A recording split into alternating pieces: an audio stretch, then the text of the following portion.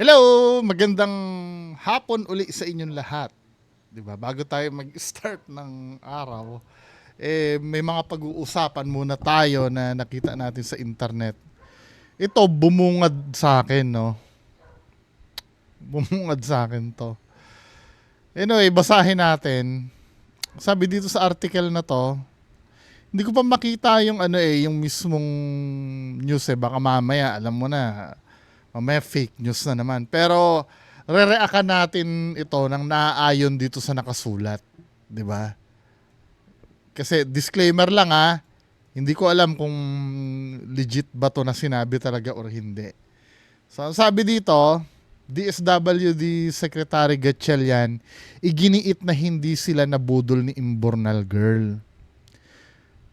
Mariing itinanggi ni Department of Social Welfare and Development Secretary Rex Gatchalian na nabiktima sila ng panlilinlang ni Rose. Mas kilala sa social media bilang Imbornal Girl. Si Rose ay naging viral matapos siyang makuhanan ng video na lumalabas mula sa isang imburnal sa Makati. Dahil sa insidenteng ito, agad siyang nakatanggap ng tulong mula sa DSWD, kabilang na ang financial at medical na suporta. Gayunman, kalaunan ay inamin ni Rose na siya ay gumagamit ng ipinagbabawal na bisyo. Nilinaw naman ng DSWD na siya ay kasalukuyang sumasailalim sa rehabilitasyon. Sa isang panayam ng One News, ipiniliwanag ni Secretary Gatchalian na ang tulong na natanggap ni Rose ay bahagi ng pang-abot program ng ahensya. Anya, dumaan si Rose sa masusing assessment bago siya nabigyan ng anumang ayuda. Hindi kami nabudol. May proseso ang pang-abot program at sinigurado naming kwalipikado siya sa mga tulong na ibinigay. Ani Gatchalian. Sir, halata naman. Halata naman, paniwalang-paniwala kayo sa storya nito Kaya nga, tingin ko, alam nyo, sa tingin ko, kung nalaman nyo na addict yan, hindi nyo tutulungan yan 'Di ba? Kahit nga si Erwin Tulfo sinabi, baka yung mga nakapaligid sa inyo yung hindi na nag-isip. 'Di ba? Pero clearly nandun kayo, pinakain mo pa yan Tapos balak mo pang gawing ambassador dahil nga nag-viral. Tama na to. 'Di ba? Tama na tong pagpapalusot na yan. Halatang sablay kayo dito dahil kung successful yan, di lahat na lang ng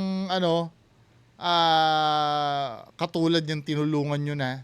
O after niyang tumulong kayo ng ganyan, nasa na yung ibang tinulungan nyo? May natulungan pa ba kayong iba? Nabigyan nyo na 80,000? Meron pa ba? Wala na. Ano na lang tayo Diyos ko naman. Paulit-ulit na lang tayo na nagpapalusot. Kung sasabihin nyo na hindi kayo nabudol, kahit na nung time binigyan nyo ng tulong, ay hindi nyo pa napaparehab, pinarehab nyo na lang nung nalaman nyo na bumisita kay Boss Toyo. Diba? Boss Toyo na nalaman niya agad na gumagamit. Sa kanyo lang pinarehab, tapos sasabihin nyo hindi kayo nabudol. Sure! Next video. So ito, ang dami nagpasa sa akin ito. Uy, piyesta na, no? Yung lahat ng patron si San Juan, hindi lang sa San Juan basta lahat ng patron si San Juan, piyesta na. Katulad nito, no, sa Happy, dito sabi ko dito sa Happy Fiesta. Dito sa Kalawan, Laguna. Barangay Dayap, Kalawan, Laguna. Happy Fiesta daw. So ano na ito? Ano tong pinasa nyo sa akin? Panoorin nga natin.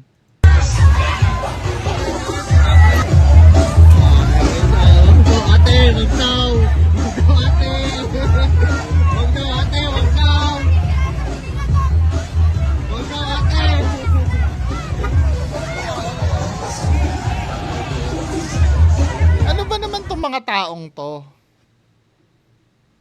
Kailangan anuhin natin, no? Ano ba yung diwa, no, yung pinagdidiwang nila si Si San Juan, tama ba? Siguro, siya kasi yung nagbinyag kay Jesus Christ eh.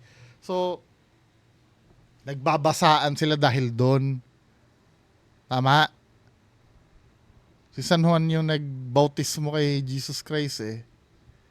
Pero, ano ba talaga ang layunin? Wait lang ha, gusto ko talagang intindihin to. Besides sa pagiging tradisyon, sige, tradition nga naman, ano, kasi yun ang main ano eh. Ano ba ang mapapala nyo pag nakapagpabasa kayo? May paniniwala ba na siswertehin kayo pag nakabasa kayo ng mga taong ayaw? Pag-usapan nga natin, ano ba yon? Hindi ko alam kung ano yung tradisyon na yan eh. Tingnan nga natin, masa-search ba natin sa AI? Bakit nagbabasaan ang mga tao pagka piyesta ni San Juan? Bakit nagbabasaan ang mga tao sa piyesta ni San Juan?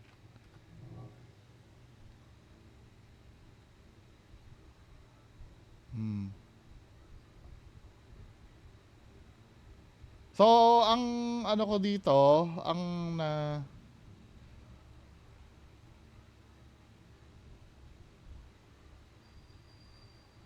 So ito nabasa ko dito, so far ito yung unang lumabas eh. Ito ay ginagawa upang alalahanin ang kwento sa Biblia ng pagbibinyag ni Juan Bautista kay Jesus. So tama yung theory ko nung una. Sa ibang lugar pinagdiriwang nila sa may dalampasigan at sa ibang lugar naman ay nagbubusan o basaan sila. Sinasabing ginawa ito para ulanin ng biyaya ang sino mang nabasa sa araw na ito. So yung yung binabasa, yun ang bibiyayaan. Ayaw nga nung babasain nyo eh. Bakit parang ang tapang nyo na gusto nyo pang kayo pa yung makapagbigay ng biyaya? Ayaw nga eh. Di ibuhos nyo sa sarili nyo o sa mga kapwa nyong gusto. Yun pala yung rasyonale nito eh.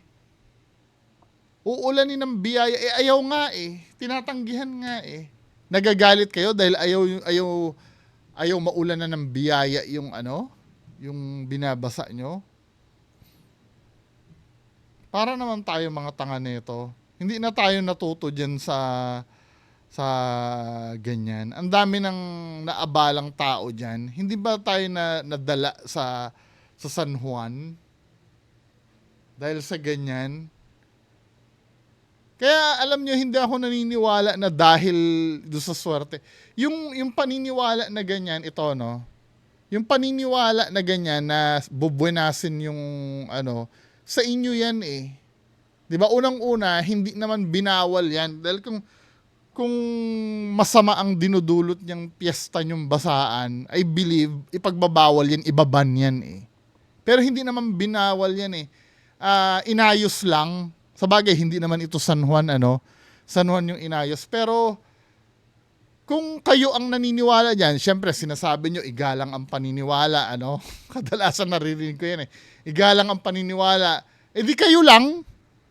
Bakit kailangan nyo magganyan? Na parang ikakamatay nyo pag hindi nyo magagawa yung ganyang bagay. Ang magbe-benefit naman pala dyan yung babasain nyo eh. Di kung ayaw nila, diwag. Dito napapasok yung pagiging squatter talaga eh. Yung bang kaya hindi talaga ako naniniwala na dahil sa kaugalian yan or sa tradisyon. Naniniwala ko talagang gusto niya lang talagang mameste ng tao. 'Di ba? Gusto niya lang talaga mameste. Gustong-gusto nyong makakakita ng taong nagagalit. Yung taong naaabala. Yun naman talagang purpose nito. Magbubullshitan pa ba tayo na dahil tradisyon? Ginagawa nyo naman tanga ang sarili nyo.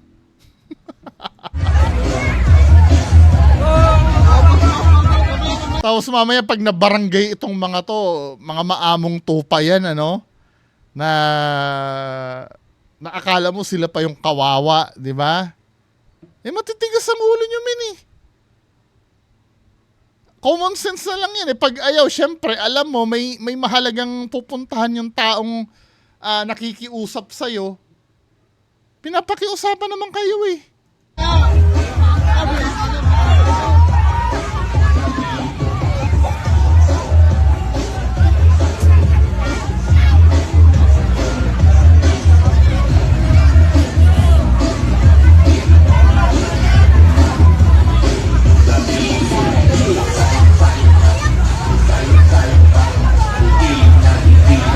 Palibasa wala silang trabaho nung araw na yun, ano? Or baka naman talagang walang trabaho to habang buhay. Kaya hindi niya naiintindihan yung halaga ng hindi mabasa.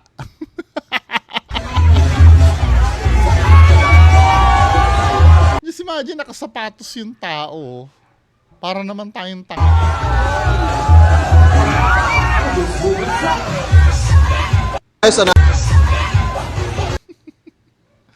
Binasa din.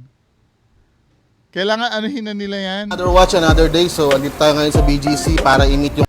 Gawa na nila ng paraan yan, yung ganyan. Para, kasi magiging cause ng ano yan eh, ng kaguluhan yan eh. 'Di ba? Kung hindi nila aayusin yan. Ang San Juan na sikat sa ganyang tradisyon ay gumawa na ng paraan. Yung mga, actually, no-brainer na yan eh. Kapag ka alam nyo, lalo na sa mga kapitan, kung alam nyo, yung barangay nyo ay patron yan si San Juan, katulad yata dito sa, hindi dito. Yung nadaanan ko lang kahapon, malayo pala yun. Diba? May barangay na patron si San Juan eh. Pagka alam nyo naman, hindi naman kayo tatanga-tanga, diba? Dahil kapitan kayo dyan sa lugar na yan, alam nyo kung kailan ang piyesta nyo. Dahil alam nyo ang piyesta nyo, kilala nyo ang patron nyo. Pag ganyan yung patron nyo, let's say si San Juan, alam nyo may kaakibat na ganyan, abay, ayusin nyo na. Hindi naman kayo tanga na hindi nyo napapanood yung nangyayari sa San Juan, di ba? At hindi rin kayo tanga na hindi nyo nalalaman na may ganyang gagawin yung mga kabarangay nyo. Huwag naman tayong tatanga-tanga. Diba? Hihintayin nyo na naman na na marami na naman magagalit. Hihintayin nyo naman ba na mag-viral? Hihintayin nyo may magsapukan? Hihintayin nyo may magbarilan? Saka natin isa sa ayos yan? Naging example na nga ang San Juan eh. Ewan ko ba? Sino ba nagpa-react nito? Nakakabuisit. Anyway, next video. Ano itong video na to? Sino daw ang mali? Panoorin nga natin. Ulitin nga natin Ulitin natin yung video ha.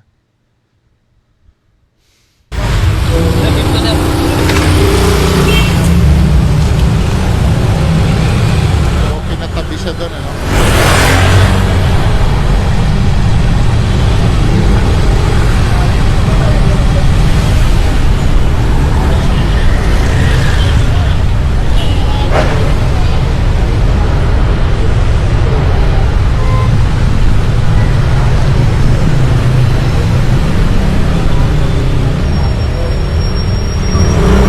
Kasi gilid ka kasi. Wala. Makakabutan po kayo dyan kapag Gilid na ako, Chef. Ito po gilid ko po. Nakatayo ka. Yung kasarapan ko, paano ka alis din? Pag gilid kasi kayo eh. Ayaw nyo pang gumilid. Gilid na ako, nakatayo ka din. Hindi ka gumilid, tay. Or kung sino man yung nagmamaneho. Sinabing in-instructan kang gumilid ka. Pero sa kabilang banda, hindi niya siguro mapipredict na pwede siyang sayaran doon, Ngayon, sa bagay, alam mo, common sense na lang eh. Kaya ka pinatabi dahil alam mong may papupuntahin dito. Ako kayang i-adapt ng common sense ko yun eh. Na pag pinapatabi talaga, itatabi ko dahil alam kong may magka-counterflow.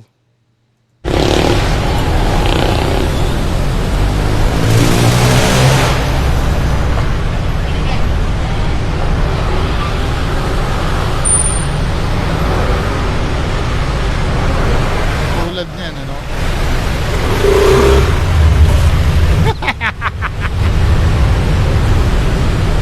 Sabi ko, sir.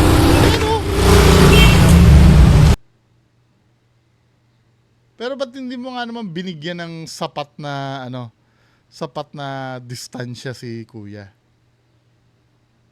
Anyway, sino mali sa sino mali sa kanilang dalawa? Sino mali sa napaisip din ako doon ah. Pero ano eh, katulad ng sinabi ko kanina, kayang daanin ng common sense yan eh. Na since pinatabi ka doon, malamang may magka-counterflow dyan na pwede kang masagi. Diba?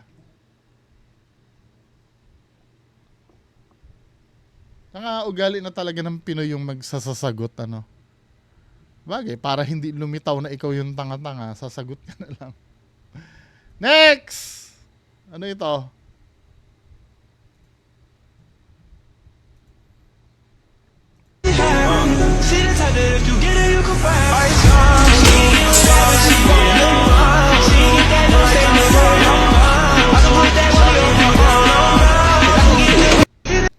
Feeling ko sinadya to eh. Feeling ko talaga sinadya to eh. Kasi una palang binibidyohan na siya eh. I don't think na may bibidyohan.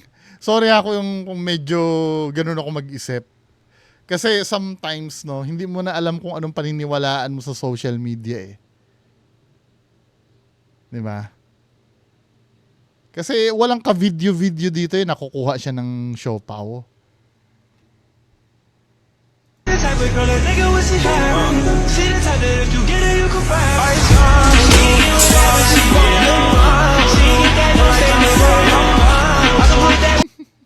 Anyway, sinadya man yun o hindi, dapat cautious din tayo eh. Pero alam ko may stopper yun, di ba? Pag hinila mo, alam ko may stopper yan eh. Ito, next video, ito yung ano, kumpirmadong katarantaduhan talaga. Nauuso tong mga ganitong content eh. Nakakabwisit siya talaga. Pag pinanood mo, ito oh.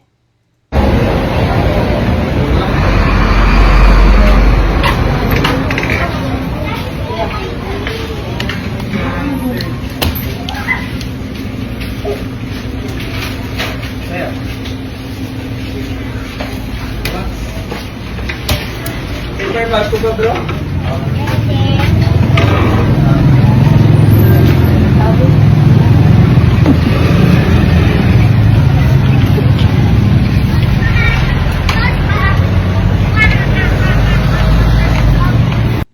O ano, dahil nagawa niya yon, anong kinaastig nun?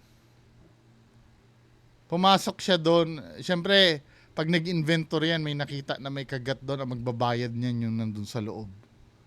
Anong kinaastig niya doon? After niyang videohan yung ganyang bagay.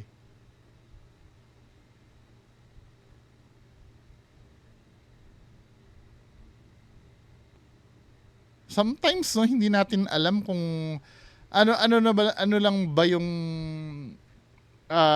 naidudulot ng social media sa atin. Kasi social media parang drugs yan eh, no? Hindi na pinag-uusapan yung yung pagkakaroon ng kita. Ang pinag-uusapan yan, iba kasi yung feeling pag maraming nanood sa video mo, marami kang nakuhang likes, marami kang nakuhang share, yung sikat ka. Kaya kahit ano na lang, kagaguhan na lang ang maisip gagawin eh. Tapos pag nahuli, syempre magsusorry.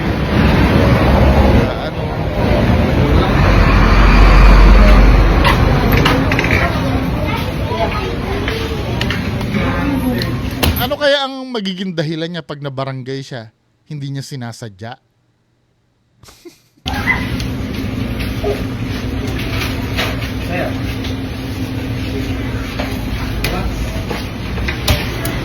Bago ba, bro?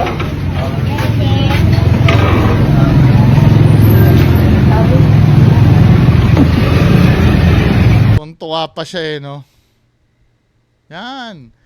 Yung mga produkto ng mga impluwensya ni ang pangalan nun? Ni Alpha Mart Girl. Pambira. May gumaya kay Alpha Mart Girl Sinend sa akin ni Ma'am, ang pangalan nun, ni Ma'am Nimpa Bartolome. Yung din, saan ba yun?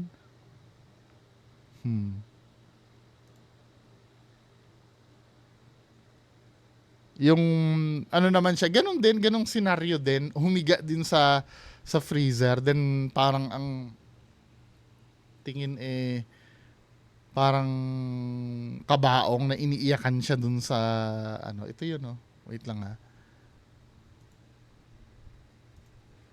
ayan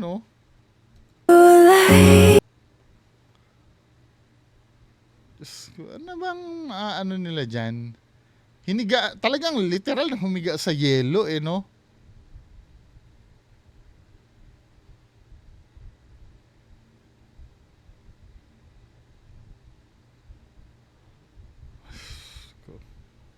Alpha Mart din ba to? Or ibang convenience store?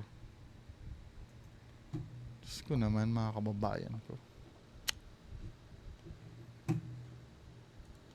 Anyway, yan lang ating mapag-usapan ngayong hapon. Magandang hapon sa inyong lahat. Bye-bye.